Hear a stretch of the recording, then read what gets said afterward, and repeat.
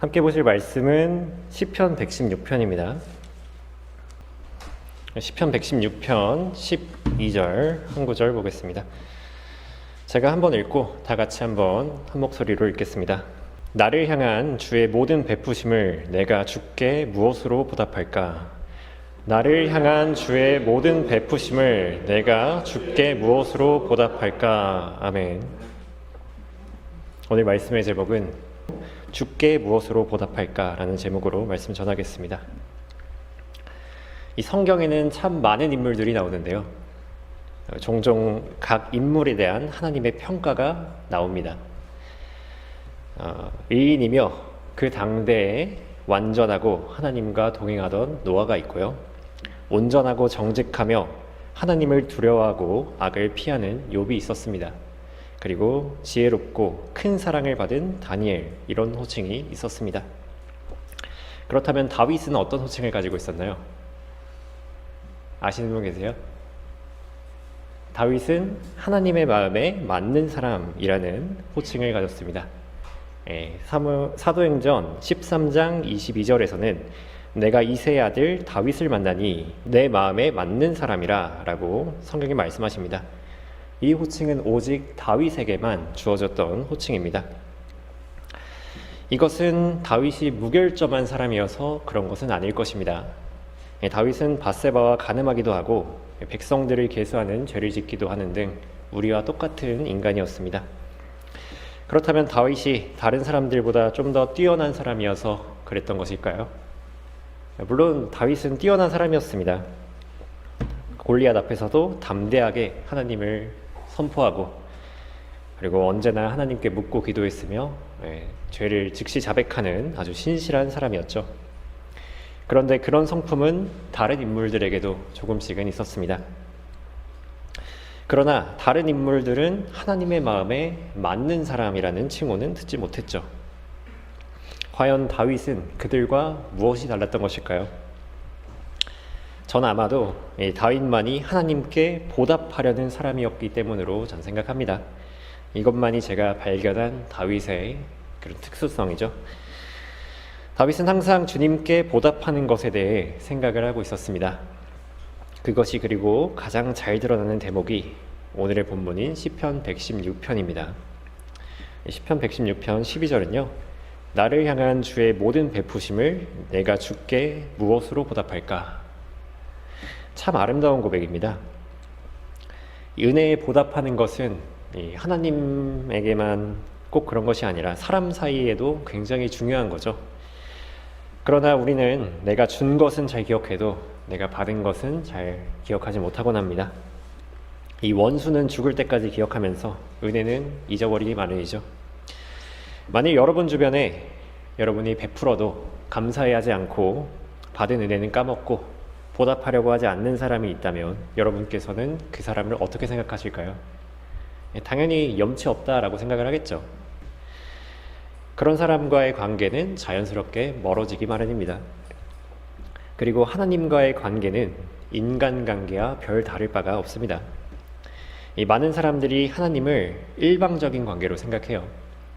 하나님은 언제나 주시는 분, 나는 언제나 받는 사람이죠. 여러분께서는 기도를 하실 때 보통 이러이러한 것들을 주십시오 라고 기도를 하나요? 아니면 이미 주신 것을 제가 어떻게 보답할까요? 라고 기도를 하나요? 전자가 압도적으로 많을 것입니다. 저 또한 그렇거든요. 그렇다면 우리는 이제 하나님께 다윗과 같은 질문을 드릴 차례입니다. 나에게 무엇을 주실지를 벗어나서 이제 내가 무엇으로 보답할지 묻는 더 성숙한 신앙으로 나아가야 합니다. 우리는 오늘 본문과 다윗의 인생을 통해서 하나님께 보답하는 삶에 대해 고찰해 볼 것입니다. 다윗은 무엇을 받았고 또 어떻게 보답하고자 했는지, 그리고 우리는 이제 무엇으로 보답할지 답을 얻어가시는 시간이 되시길 바랍니다.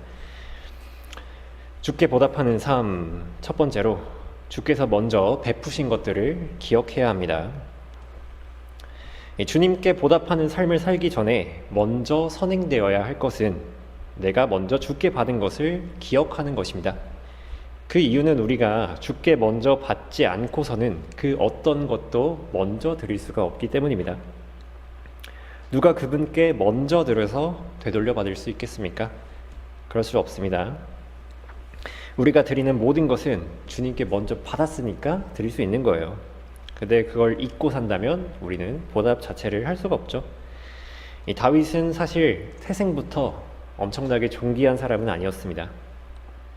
이 아버지의 집에서 양을 돌보는 양치기였는데 이 사자와 곰과 싸워야 하는 이런 위험한 일을 하는 사람이었습니다. 그리고 또 다윗의 가정사를 정확히는 알 수 없지만 아마도 불우한 가정이었을 확률이 높습니다. 아버지 이새는 아들들을 불러오라는 사무엘의 말에 다윗은 부르지도 않았어요. 다윗은 형들에게 구박받고 그리고 형제들에게 낯선 사람이 되고 모친의 자녀들에게는 외국인이 됐다라고 말하고 있습니다. 하나님께서는 이런 보잘것없는 다윗에게 엄청난 영광을 주셨습니다. 다윗은 왕의 사위가 되었고 심지어는 기름 부음 받은 이스라엘의 왕이 되었습니다. 또한 다윗이 고난에 처할 때 하나님께서는 도와주셨고 승리와 힘을 주셨습니다. 다윗은 자신 스스로가 받은 것을 이렇게 말하고 있습니다. 시편 116편 8절을 보시면요. 주께서는 사망에서 내 혼을, 눈물에서 내 눈을, 넘어짐에서 내 발을 구해주셨나이다. 다윗은 실제로 죽을 고비와 마음의 극심한 고통 가운데서 하나님의 은혜로 건짐을 받았습니다. 이것은 우리도 마찬가지입니다.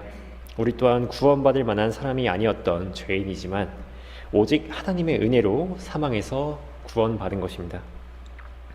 우리가 행한 어떤 선한 행위가 아니라 오직 예수 그리스도의 십자가의 공로로 구원을 받았습니다.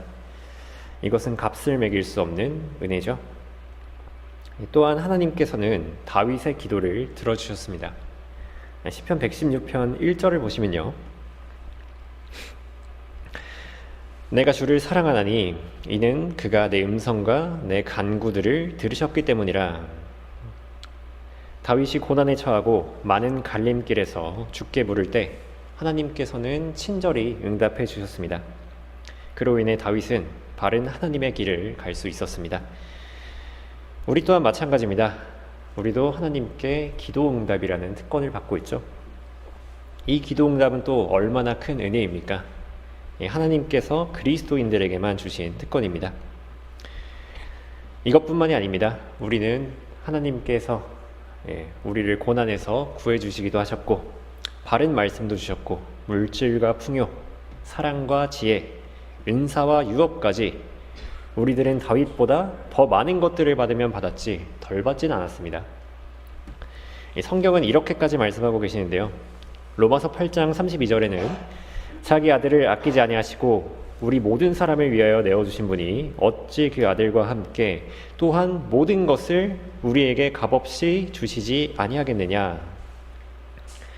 우리는 이미 그리스도를 받았고 그것은 곧 모든 것을 받은 것입니다. 게다가 우리가 필요한 것이 있으면 하나님께서는 더 주실 것입니다. 이것이 우리가 다윗보다 더 나은 사람이어서 그런가요? 결코 그렇지 않죠. 그렇다면 다윗보다 하나 나을 것 없는 우리에게 다윗보다 더 많은 것을 주신 하나님의 은혜는 너무나 위대한 것입니다. 다윗은 이 은혜를 어떻게 말하고 있는지 한번 잘 들어보시기 바랍니다. 사무엘하 7장 18절인데요. 그러자 다윗 왕이 들어가 주 앞에 앉아서 말하기를 오 주 하나님이여 내가 누구며 내 집이 무엇이기에 주께서 나를 여기로 데려오셨나이까. 다윗은 이 은혜를 당연하게 여기지 않았습니다. 내가 잘나고 내가 뛰어나서 얻은 것이 아니라 작고 보잘것없는 자신에게 주신 하나님을 먼저 기억한 것입니다. 이것이 마땅한 성도의 자세입니다. 다윗이 하나님께 보답하려는 마음을 가질 수 있었던 것은 다윗이 먼저 하나님께서 자신에게 주신 것을 기억했기 때문입니다. 다윗은 이렇게 말하고 있는데요. 시편 103편 2절에 오 내 혼아 주를 송축하고 그의 모든 베푸심을 잊지 말라. 우리도 이에 따라서 이 베푸심을 언제나 잊지 말아야 합니다. 내가 어떻게 옛 죄들에서 깨끗하게 되었으며 내가 어떻게 구원받았는지 기억하는 사람은 실족하지 않는다고 성경은 말씀하십니다. 이것이 바로 보답의 전제 조건입니다. 주께 보답하는 삶, 두 번째로 하나님의 마음을 이해하여야 합니다. 우리가 하나님의 베푸심을 기억한다면 자연스레 보답하고자 하는 마음이 생기는 것이 마땅하죠. 하지만 보답하기 전에 우리는 하나님과의 인격적인 교제를 먼저 생각을 해야 합니다. 왜냐하면 보답이라는 것은 이익과 실리를 따지는 수학적 계산이 아니기 때문입니다. 우리가 하나님과 비즈니스 관계인가요? 그런 건 아니잖아요. 그렇기 때문에 우리는 하나님의 마음을 먼저 이해하여야만 합니다. 이 성경에서는 하나님께 받은 은혜를 기억하지 못하는 사례가 몇 나오는데요. 대표적으로 히스키야가 있습니다. 히스키야는 유다의 선한 왕이었는데요. 병이 들어서 곧 죽게 된다는 말을 듣자 하나님께 간구하여 수명을 15년을 연장받습니다. 엄청난 은혜죠. 그러나 그 놀라운 은혜를 받고도 히스키야는 그것을 은혜로 여기지 않는 실수를 하고 맙니다. 역대기야 32장 24절에는요. 그 당시에 히스키야가 병들어 죽게 되었는데 주께 기도하니 주께서 그에게 말씀하시고 한 표적을 그에게 주셨으나 히스키야가 그에게 베푸신 은혜로 여기지 아니하였으니 이는 그의 마음이 높아졌음이라. 그러므로 그와 유다와 예루살렘 위에 진노가 임하였더라. 하나님께서는 그것을 마땅히 은혜로 여기지 않았을 때 진노하셨습니다. 그렇게 우리는 주님 앞에서 우리가 받은 것들을 겸손하게 감사해야 합니다. 그리고 누가복음 17장에서도 예수님께 치유받은 10명의 문둥병자가 있었죠. 그 중에 단 한 사람만이 하나님께 영광을 돌리려 되돌아왔습니다. 예수님께서는 이를 보시고 이렇게 말씀하시는데요. 누가복음 17장 18절에서는 이 이방인 외에는 하나님께 영광을 돌리려고 돌아온 사람이 아무도 없단 말이냐, 이렇게 말씀하셨습니다. 이것이 하나님의 마음이에요. 정말 황당하고 서운하실 것 같습니다. 우리가 하나님과의 교제를 한다고 말하면서 먼저 하나님의 마음을 헤아리지 않는 것은 어쩌면 무례한 일일 수 있습니다. 우리가 성경을 읽으면서 만나는 하나님은 굉장히 인격적인 분이십니다. 굉장히 또 상호적인 분이신데요. 간단하게 말해서 사람에게 신뢰가 되는 일은 하나님께도 안 하면 됩니다. 이거를 이해하시면요, 성경에서 하나님과 인간의 관계를 아내와 남편, 그리고 뭐 주인과 종, 이런 비유를 통해서 설명하시는 걸 이해하실 수가 있을 겁니다. 인간관계나 하나님 관계나 이제 별 다를 바가 없다는 거예요. 성경은 이를 우리가 너무 이해하기 쉽게 설명을 해주시는데요. 잠깐 말라키 1장을 보시겠습니다. 말라키 1장 8절을 함께 보시겠습니다. 너희가 눈먼 것들을 희생제로 드린다면 그것이 악하지 아니하냐? 너희가 저는 것들과 병든 것들을 드린다면 그것이 악하지 아니하냐? 지금 내 총독에게 그것을 바쳐보라. 그가 너를 기뻐하겠으며 너를 외모로 받아들이겠느냐? 만군의 주가 말하노라. 너무나 당연한 거죠. 하나님께 드리는 희생제 제물이 온전하고 흠 없는 걸 드려야 되는데 눈 멀고 다리 저는 것들을 이렇게 드린다면 총독도 기뻐하지 않는다는 겁니다. 사람에게 선물을 줘도 가장 좋은 것을 줘야 되는 게 마땅하지만 하자 상품 주면 어떻겠어요? 그럼 받는 사람은 또 기분이 굉장히 나쁜 거죠. 사람에게 못할 것을 하나님께 하면 안 된다는 겁니다. 우리가 보답하는 것도 마찬가지죠. 우리도 보답하려거든 가장 귀하고 가장 좋은 것으로 보답을 해야 하는 것입니다. 그렇지만 우리가 무엇을 드린들 하나님께서 그 주신 은혜를 어떻게 다 갚을 수가 있겠습니까? 하지만 하나님께서는 우리의 보답하고자 하는 그 마음을 받으시는 것입니다. 하나님께서는 보잘것없는 모세의 막대기를 받으셨습니다. 하나님께서는 약 2,000원 정도에 불과한 과부의 2랩돈을 받으셨습니다. 그것들은 설령 작은 것일지라도 그들이 가진 최고의 것을 드렸기 때문입니다. 그러나 하나님께서는 아나니아와 사피라의 부정한 토지 대금은 받지 않으셨습니다. 양이 중요한 게 아니죠. 그 마음이 중요한 것입니다. 또 많은 사람들이 하나님께 보답한다고 하면서 하나님의 마음을 모른 채 잘못된 방법으로 행하고 있을 수 있습니다. 이 세상 사람들도 타인이 자꾸 원하지도 않는 호의를 베풀면 되게 굉장한 신뢰가 되죠. 사랑이라는 이름으로 자꾸 따라오면은 스토킹이 되고, 자꾸 원하지도 않는 선물을 보내면 처치곤란입니다. 그렇게 우리는 호의를 베풀어도 받는 사람의 입장을 먼저 생각해야 되는데요. 마찬가지로 하나님도 똑같습니다. 만일 인간이 앞서서 설령 하나님을 사랑한다는 명목으로 하나님께서 원하시지도 않는 것을 드리면 어떻게 되겠습니까? 그것은 하나님께 받아들여지지 않는 것입니다. 대표적으로 사울을 볼 수가 있죠. 사울은 아말렉을 온전히 멀어라는 그 명령을 듣고서도 하나님께 드린다는 명목으로 제물들을 조금 남겨두었습니다. 사울이 어떤 마음으로 그랬는지 모르겠습니다. 좀 아까워 보였을 수도 있고, 아니면 정말로 하나님을 위한 마음일 수도 있었겠죠. 적어도 사울은 하나님을 위했다고 얘기를 합니다. 이제 그 소식을 듣자 사무엘이 사울에게 이렇게 얘기를 하는데요. 사무엘상 15장 22절에 그러자 사무엘이 말하기를 주께서 번제와 희생제를 주의 음성에 복종하는 것만큼 크게 기뻐하시나이까 보소서 복종하는 것이 희생제물보다 낫고 경청하는 것이 수량의 기름보다 낫나이다. 하나님께서는 그런 제물을 원하시는 게 아니었거든요. 그렇게 우리는 반드시 하나님의 마음을 먼저 헤아려야 합니다. 우리는 여기서 하나님의 마음에 맞는 사람 다윗을 한번 살펴보겠습니다. 다윗은 하나님께 큰 은혜를 받고 그의 집에서 편히 쉴 때 이런 생각을 했습니다. 역대기상 17장 1절에서는 다윗이 그의 궁에 앉아 있을 때 선지자 나단에게 말하기를 보라 나는 백향목집에 거하는데 주의 언약궤는 휘장 아래 있도다. 자신은 하나님께서 주신 복과 평안으로 편하게 백향목집에 거하고 있는데 하나님의 궤는 휘장 아래 거한다는 영적인 불편함이 생긴 것입니다. 이것은 다윗이 하나님의 마음을 먼저 헤아렸음을 우리가 알 수 있습니다. 다윗은 자신보다 하나님을 우선시하려고 했고 자신보다 하나님을 높였습니다. 그렇게 자연스럽게 다윗은 하나님의 집을 짓겠다는 서원을 하게 됩니다.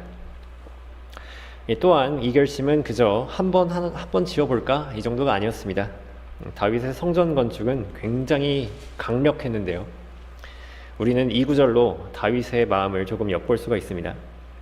시편 132편에서 다윗이 말하는 내용이 조금 나옵니다. 시편 132편 한번 볼까요? 시편 132편 1절부터 보시겠습니다. 주여 다윗과 그의 모든 고난을 기억하소서. 그가 어떻게 주께 맹세하였고 야곱의 능하신 하나님께 서원하였는지 기억하소서. 진실로 내가 다윗입니다. 진실로 내가 내 집의 장막에 들어가지 아니하며 내 침상에 올라가지 아니할 것이요 내가 내 눈이 잠들도록 허락하지 아니하며 내 눈꺼풀도 졸지 않게 하기를 내가 주를 위한 거처 곧 야곱의 능하신 하나님의 처소를 찾을 때까지 하리이다. 엄청나게 강력하죠.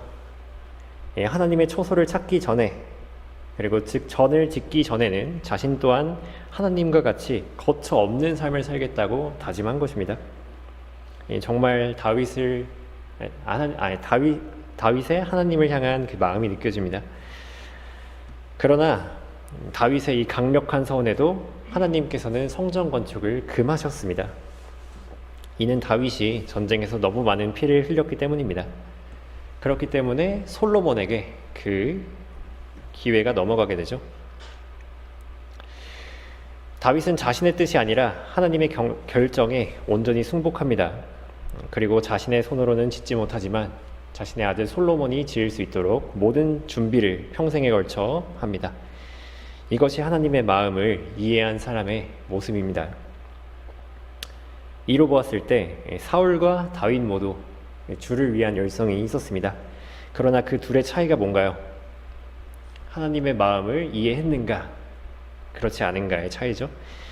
중요한 것은 내 방식이 아니라 하나님의 방식에 맞추는 것, 내가 하고 싶은 것이 아니라 하나님이 원하시는 방식으로 보답하는 것입니다. 그렇기 때문에 우리는 주의 뜻을 더 잘 알기 위해서 더 열심히 성경을 읽어야 합니다. 더 열심히 지혜를 달라고 기도해야 합니다. 우리가 아니면 누가 하나님의 뜻을 알 수 있겠습니까? 저기 세상 사람들이 알겠습니까? 옆 교회 성도들이 알겠습니까? 그렇지 않죠? 이처럼 하나님과의 관계는 우리가 하나님의 마음을 이해하는 것부터 이제 시작이 되는 것입니다. 이제 우리는 성령을 통하여 그리스도의 생각을 가지고 하나님의 방법대로 보답하여야 할 것입니다. 주께 보답하는 삶, 세 번째로 주께 기쁨으로 보답해야 합니다. 우리는 앞서 하나님께서 우리에게 어떤 것을 베푸셨는지를 알아봤고요. 하나님의 마음도 조금 이해했습니다. 그렇다면 이제 보답할 차례입니다. 우리는 어떻게 이 놀라운 은혜를 조금이나마 보답할 수 있을까요? 다윗은 바로 오늘의 본문 다음에서 이렇게 말하고 있습니다. 시편 116편 13절을 한번 보실 건데요.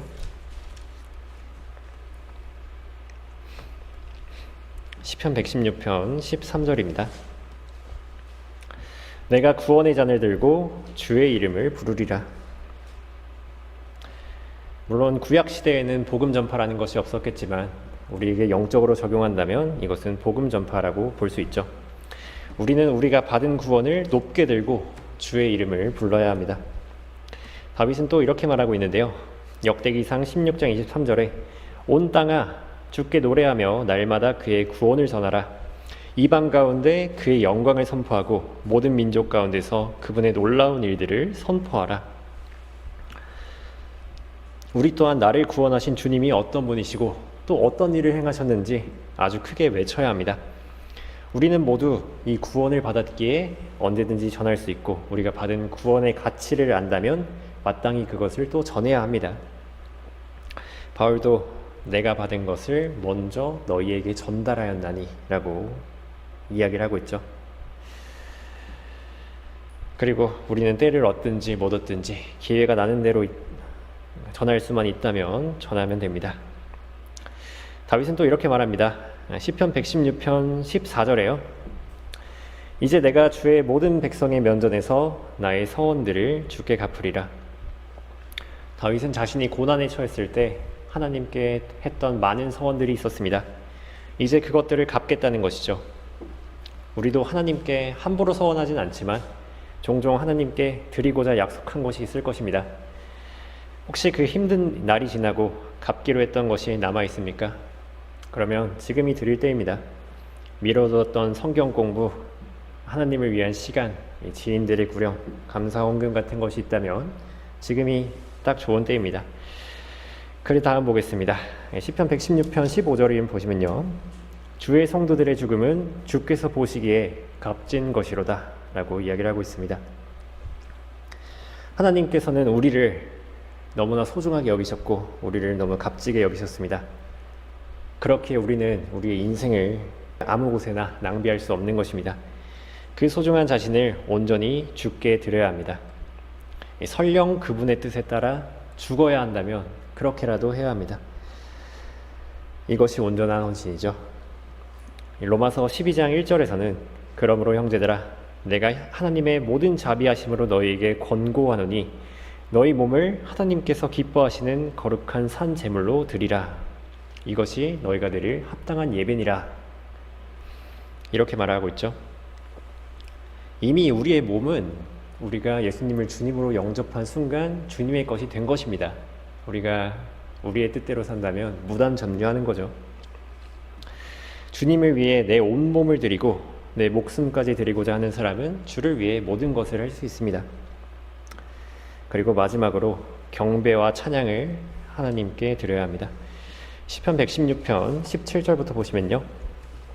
내가 주께 감사의 희생제를 드리고 주의 이름을 부르리이다. 19절에 보시면요. 오 예루살렘아 주의 집에 뜰들 안 곧 내 가운데서 갚으리라. 너희는 주를 찬양할지어다. 이 경배와 찬양 오직 하나님께 드리는 것이며 인간이 할 수 있는 가장 높은 차원의 섬김입니다. 그리고 하나님의 높으심과 위대하심을 선포하는 것이죠. 성경에서 찬양을 가장 많이 한 사람이 누굴까요? 아마 다윗이지 않을까 싶어요. 왜냐면 이 찬양 전체가 이제 시편에, 성경에서 가장 긴 시편에 전부가 찬양이거든요. 자신의 간증과 경험, 어떻게 하나님께서 다윗을 인도하셨는지 그 위대하심이 너무나 잘 드러나 있죠. 히브리서의 저자는 이렇게 말하고 있습니다. 히브리서 13장 15절에서는요. 그러므로 우리가 그분을 통하여 찬양의 제물을 하나님께 계속해서 드리자. 이것이 그의 이름에 감사하는 우리 입술의 열매니라. 계속해서 드리는 것이죠. 다윗은 좋을 때나 아니면 자신이 좀 나쁠 때나 언제나 찬양을 했습니다. 우리도 고난 중에서라도 죽기까지 찬양해야 합니다. 이 모든 것들을 종합하여 바울은 그리스도인의 삶에 대해 이렇게 말하고 있습니다. 여러분이 잘 아시는 고린도후서 5장 15절에서는 그가 모든 사람을 위하여 죽으신 것은 산자들이 이제부터는 더 이상 자신들을 위하여 살지 않고 자기들을 위하여 죽었다가 다시 살아나신 그분을 위하여 살게 하려는 것이라. 하나님께서 나에게 베푸신 것을 기억하고 하나님의 마음을 헤아리는 사람은 이것들을 억지로 하지 않아도 자연스럽게 하게 됩니다.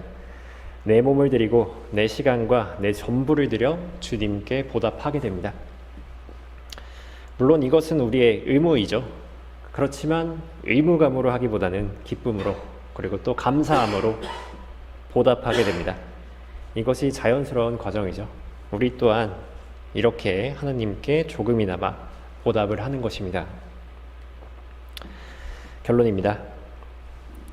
18세기 영국에는 노예선에서 채찍을 휘두르던 한 노예 상인이 있었습니다. 그러던 중 그가 어느 날 배를 타고 가는데 11일이나 지속되는 폭풍우를 만나게 됩니다. 배가 심하게 흔들리는 상황에서도 그는 안간힘을 써보았지만 결국 자신이 할 수 없다는 것을, 자신의 무력함을 깨닫고 하나님을 믿게 됩니다. 그리고 그 이후 목회자가 되어 하나님을 위해 사는 사람이 되었습니다. 그의 말년에 치매기가 있는 상황에서도 그는 단 2가지를 잊지 않았다고 합니다. 하나는 자신이 끔찍한 죄인이라는 사실이고, 다른 하나는 예수 그리스도께서 그런 죄인일지라도 구원해 주셨다는 것이었죠. 그런 그는 자신의 묘비에 이렇게 적었습니다. 한때 불신자요 방탕자이며 노예 무역상이었던 나는 우리 주 예수 그리스도의 넘치는 은혜로 보존되고 회복되고 용서받아 그가 오랫동안 황폐시키기에 힘썼던 그 믿음을 전파받도록 임명받다.